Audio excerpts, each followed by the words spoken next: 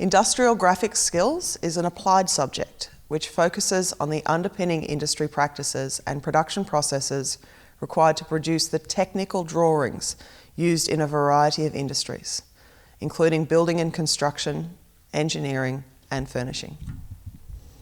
You will understand industry practices, interpret technical information and drawings, communicate using oral and written modes, organise and produce technical drawings, and evaluate drawings.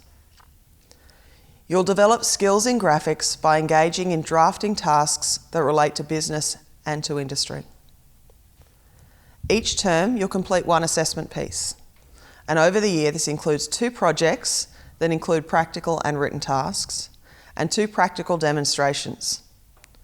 Industrial graphics skills is a great subject to complement the practical skills you develop in engineering, furnishing, and design. A course of study in industrial graphics skills can establish a basis for further education and employment in a range of roles and trades in the manufacturing industries.